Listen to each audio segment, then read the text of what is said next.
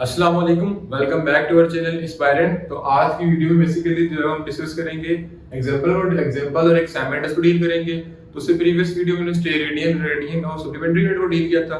तो बेसिकली ये एग्जांपल उन्हीं की बेस पे मतलब कि उन्हीं की बेस पे सॉल्व करेंगे। जो एग्जांपल नंबर 1 है वो बेसिकली जो हमने फॉर्मूला पढ़ा था रेडियन में उसके मुताबिक सॉल्व होगी और सेकंड भी आई थिंक असाइनमेंट से भी सॉल्व होगी। तो स्टार्ट करते हैं विद द नेम ऑफ अल्लाह, बिस्मिल्लाहिर्रहमानिर्रहीम। और ये हमारी आज की वीडियो का लेक्चर नंबर 4 है।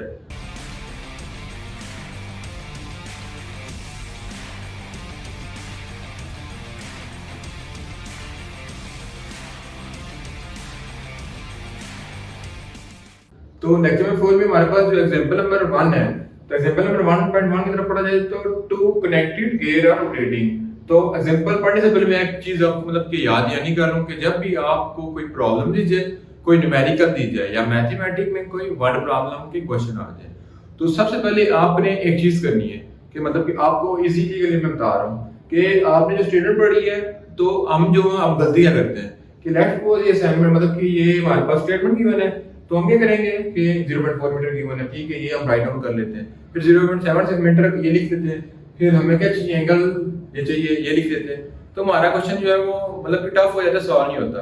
कभी कभार ना लेट्स सपोज कभी कभार क्वेश्चन में ऐसे भी लिखा होता है कि इट इज 1 सेकंड टाइम। अब 1 सेकंड जो है वो मतलब कि काउंटिंग में लिखा होगा, वो इंग्लिश में लिखा हो जाएगा तो हम उसको पढ़ेंगे नहीं और दिमाग मतलब कि लगाते रहेंगे और हमारी सोच जा रही है कि कैसे सॉल्व होगा।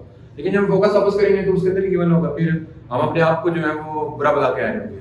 तो उससे पहले बेहतर है कि हम पूरी एक स्टेटमेंट को समझ लें कि स्टेटमेंट में गिवन क्या है, पूछा क्या जा रहा है और हमें मतलब कि क्या क्या चीज गिवन है, क्या क्या चीज पूछी जा रही है। अब तो इजीली ये हो गया कि फेडरल बोर्ड के बच्चों के लिए कि उनका फॉर्मूला नीचे लिखे जा रहे थे, लेकिन पिंडी और दूसरे बोर्ड के लिए ये जो चीज मतलब कि समझनी पड़ेगी। तो अब मैं आपको समझाता हूँ इजी वर्डिंग में। तो सबसे पहले हम इसको समझ लेते हैं। अब लिखा हुआ टू कनेक्टेड गियर रोटेटिंग, मतलब कि दो गियर हैं, एक ये वाला गियर है, एक ये गियर है, ये क्या करें, रोटेट करें। मतलब रोटेट की मीन घूम रहे सर्कल में, जैसे गाड़ी घूम रही होती है और जब बंदे को कोई क्वेश्चन नहीं आता उसका मीटर घूम रहा होता है। इसी तरह लिखा हुआ है कि the smaller case has radius 0.4। अब दो गियर हैं, एक स्मॉलर है एक लार्जर है। अब जो स्मॉलर गियर है उसका रेडियस कितना है, 0.4।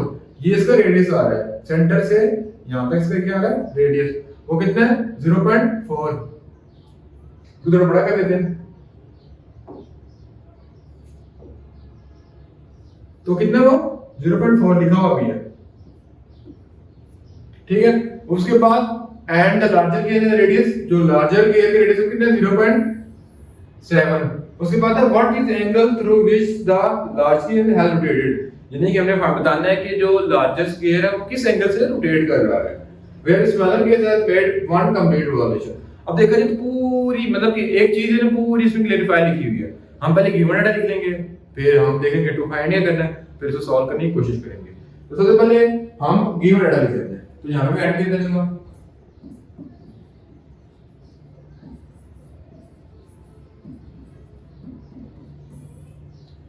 तो गिवन डाटा में हमारे पास क्या चीज गिवन है, इसको यूज कर लेते हैं।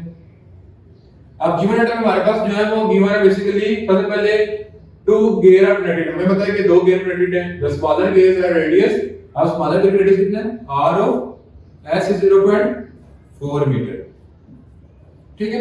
एंड लार्जेस्ट गियर का रेडियस, लार्जेस्ट गियर का रेडियस कितना है, r large is equal to 0.7 metre, ठीक है। व्हाट इज एंगल थ्रू, अब हमें जो चीज गिवन है पहले देख लेते हैं। What is angle through which the large gear has rotated, नहीं गिवन कुछ और। When small gear has made one complete revolution, जो small gear है उसकी one complete revolution, यानी उसका एंगल कितना है, theta of s is equal to one complete revolution, one complete, अब मैंने कहा था एंगल आ गया। तो एंगल के दो यूनिट थे, डिग्री और रेडियन, लेकिन जो एंगल का स्टैंडर्ड यूनिट था वो क्या था, रेडियन। तो हमारे पास थीटा कितना है, one complete revolution हो जाएगा 2 pi रेडियन। ये आ गया। उसके बाद हमें क्या करना है, फाइंड करना है, देख लेते हैं। तो टू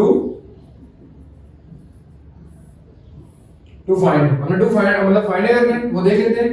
तो बेसिकली हमने फाइंड करना था एंगल ऑफ लार्ज गियर, यानी theta of l is equal to find, ठीक है। अब हमारे पास इसमें एक चीज मतलब कि मतलब आपको इजीली मैं कह रहा हूं कि हमारे पास नीचे फेडरल कोड के बच्चों के लिए कह रहा हूँ कि थीटा यूज हो रहा है और आर यूज हो रहा है मतलब फार्मूले में। तो नीचे जो फार्मूला यूज हो रहे होंगे तो उसमें एक क्वांटिटी में मतलब कि जो जिसमें थीटा और आर यूज हो रहा होगा उसको हम ढूंढ लेंगे तो मान लीजिए हो जाएगा। बाकी फार्मूले में किसी में मैग्नेटिक फील्ड गिवन होगा, किसी में लैंड, किसी में फोर्स, तो इसमें हमें पता नहीं कि थीटा और आर यूज हो रहा है, ठीक है। तो इसके लिए हमारे पास जो फार्मूला होता है जो आपने पहले पढ़ा होगा कि S is equal to r theta, ये यूज होता है, ठीक है। अब हम देख लेते हैं कि हमने आर का फार्मूला कौन सा यूज किया, यहां तक हमने कर लिया। उसके बाद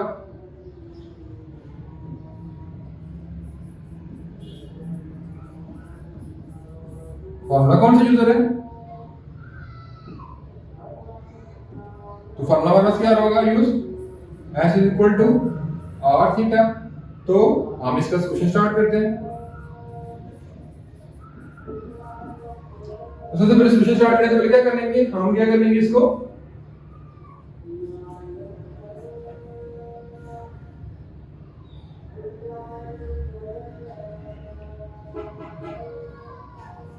तो हम क्या करेंगे इसका सॉल्यूशन स्टार्ट कर देते हैं। इसमें बेसिकली फार्मूला कौन सा कर रहा होगा, S equal to r theta. तो S ऑफ, अब स्मॉल थीटा में क्या लिखा था, r s और थीटा s देगा। अब r s हो गया और थीटा s हो गया, तो r मेरे पास कितना था 0.4 और थीटा s कितना था मेरे पास 2 पाई। जब इसको मल्टीप्लाई करेंगे तो आ जाएगा 0.8 पाई मीटर आ जाएगा। ये हमारे पास s आ गया, ठीक है। अब हमारे पास s कैलकुलेट हो गया तो हम दूसरी वैल्यू वाली इजीली कैलकुलेट कर लेंगे। अब लार्जर क्या देगा, लार्जर ये क्या इक्वेशन के s equal to theta l और r l। अब हमारे पास s तो आ गया जो कि आ गया 0.8 पाई, थीटा माइनस कितना था हमने फाइंड करना है, और r माइनस कितना था 0.7, ठीक है। यहां तक मल्टीप्लाई करने के बाद यहां पे देखें 0.7 यहां पे मल्टीप्लाई और तो जाके करेंगे डिवाइड। तो theta r is equal to 0.8 pi divided by 0.7 pi, पहले से सब्स्टिट्यूट कर लेते हैं। और 0.7 जैसे कैलकुलेशन कर लेंगे तो आपको समझ आएगा 3.6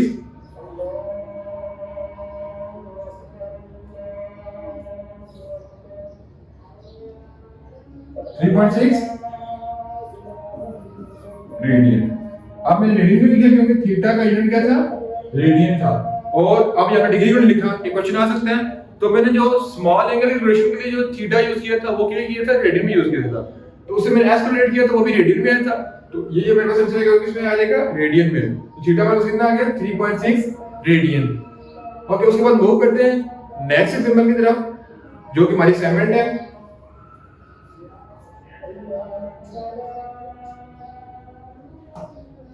तो रीड आउट कर लेते हैं, फिर इसको समझते हैं, फिर इसको सॉल्व करते हैं, ठीक है।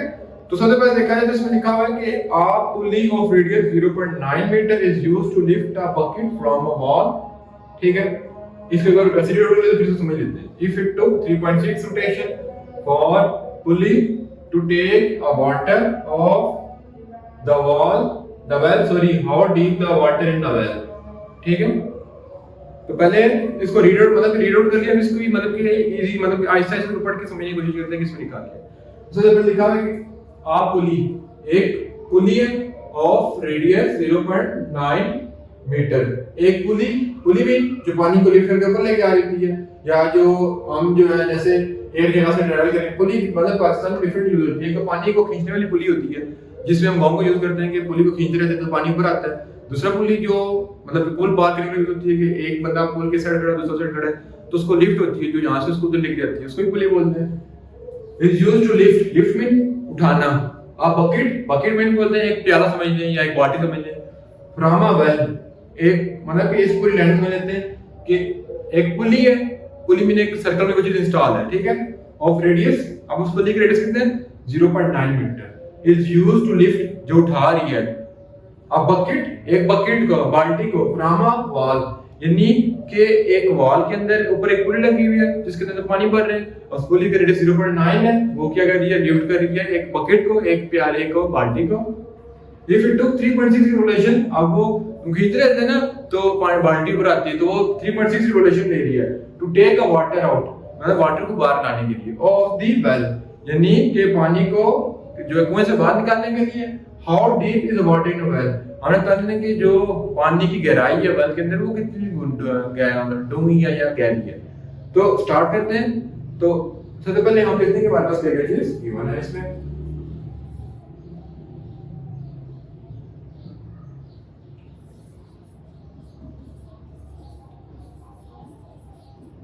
हमारे पास क्या चीज गिवन है, तो सबसे पहले हमारे पास लिखा हुआ कि रेडियस आर गिवन है 0.9 मीटर, ठीक है। Is used to lift a bucket from a well, bucket उठा रहा है, इट टेक्स 3.6 रोटेशन। अब रोटेशन एंगल गिवन है, जहां भी रोटेशन आ जाए रिवॉल्यूशन जो उसका एंगल गिवन करते हैं 3.6 रोटेशन। तो इसको फटाफट से आप बोल सकते हैं 1 वैल्यू किससे हो जाती है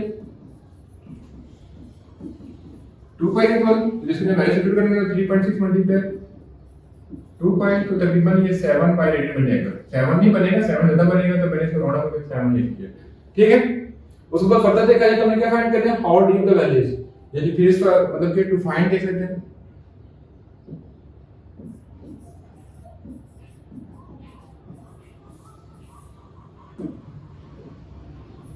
S इक्वल टू हमें फाइंड करना है, तो क्या कर लेंगे,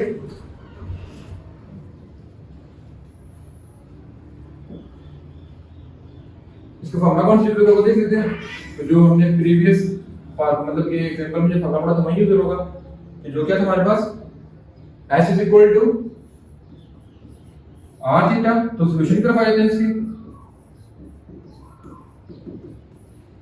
तो S is equal to r theta था, r की वैल्यू कितनी हमारे पास 0.9, पुट कर देते हैं 0.9, और थीटा क्या था 7 पाई, तो 0.9 मल्टीप्लाई 7 मल्टीप्लाई 3.14 कर लेंगे, यानी जब इन तीनों कर लेंगे मतलब कि 3.14 को मल्टीप्लाई कर लेंगे तो 21 पॉइंट समथिंग आ रहा होगा, और 0.9 से मल्टीप्लाई करेंगे तो आई थिंक 20 आ रहा होगा, आंसर आ रहा होगा 20 मीटर। तो मतलब कि एग्जांपल नंबर 1 और एग्जांपल नंबर 7 नंबर 2 आपस में रिलेट कर दी थी।